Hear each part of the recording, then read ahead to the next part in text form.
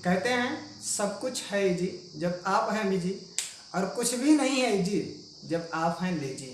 जय हिंद दोस्तों, आज आप लोग के लिए मैं सॉल्यूशन चैनल के माध्यम से त्रिकोणमिति के अनुप्रयोग, जिसको ऊंचाई दूरी के नाम से जाना जाता है, उसके बारे में हम बताएंगे। पहले हम उसके कुछ नियम को जान लेते हैं, उसके बाद एक सवाल हो जाएगा जिसके माध्यम से हम ये समझाएंगे, आपको ये बताएंगे कि ऊंचाई दूरी के सवाल को कैसे हल किया जाता है, नहीं सॉल्व किया जाता है। तो पहले हम जानते हैं कंडीशन क्या है। तो इसमें यह कंडीशन होती है जब किसी भी स्थान पर कोई इमारत, कोई मीनार या कोई पेड़ या कोई मकान होता है और उसके आधार से या शीर्ष से कुछ कोण बनते हैं, तो उस कोण को क्या कहते हैं। ऊंचाई दूरी में दो प्रकार के कोण बनते हैं, एक होता है उन्नयन कोण और एक होता है अवनमन कोण। ब्लैक व्हाइट बोर्ड के साथ दोनों कोणों को पहले जान लेते हैं। एक होता है उन्नयन कोण और दूसरा जो होता है वो होता है अवनमन कोण। अवनमन कोण। अब हम इन दोनों कोणों को जानने के बाद जानेंगे कि इसमें अनुप्रयोग कैसे किया जाता है, मतलब इसका प्रयोग किस तरीके से किया जाता है। क्योंकि त्रिकोणमिति जो होता है वो झुकाव को ज्ञात करता है और इसमें हम झुकाव के अनुसार ज्ञात करेंगे। तो उन्नयन कोण जब किसी बिंदु पर कोई इमारत, मीनार या भवन हो, तो उस भवन के आधार से कुछ दूरी पर कोई अलग बिंदु हो और उस बिंदु से यदि शीर्ष का कोई कोण बन रहा हो, तो इस तरीके के कोण को कहते हैं उन्नयन कोण। इसको कहा जाता है उन्नयन कोण।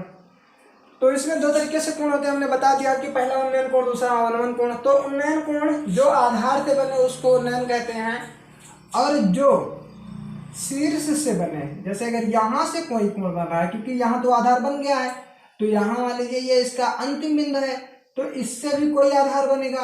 अगर आधार बन रहा है तो इससे जो कोण बन रहा है, इससे यहाँ पर जो कोण बन रहा है, इसको कहा जाता है अवनमन कोण।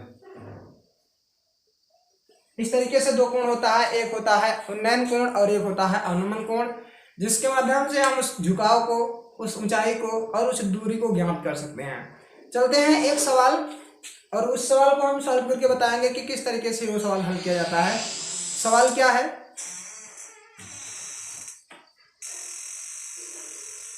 दिया गया है एक 15 मीटर ऊंचे बिजली के खंभे, एक 15 मीटर ऊंचे बिजली के खंभे के परछाई कितनी लंबी होगी यदि उसकी शिखर का उन्नयन कोण 30 अंश हो।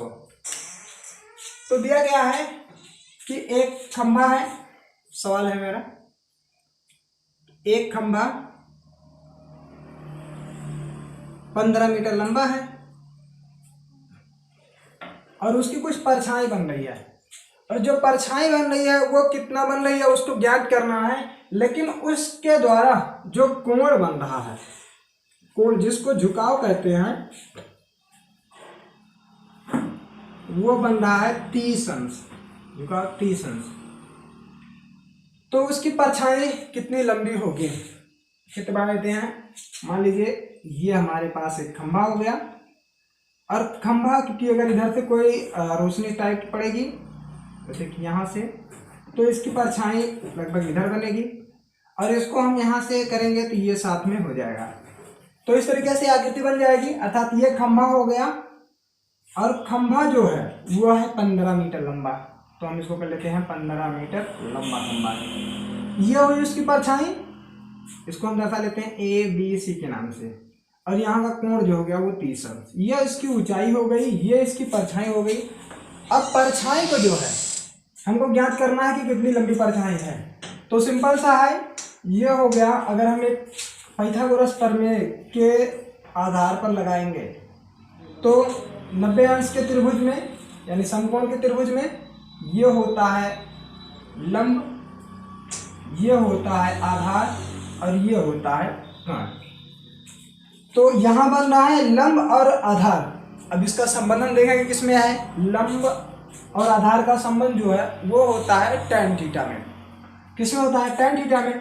तो यहाँ हम लेंगे tan थीटा बराबर, tan थीटा बराबर, क्योंकि होता है लंब बटे आधार। अब थीटा के स्थान पे झुकाव 30 अंश दिया है, इसलिए ये हो जाएगा tan 30 अंश। लंब जो दिया है वो हमारा है 15, आधार नहीं मालूम है, इसको मान लेते हैं x।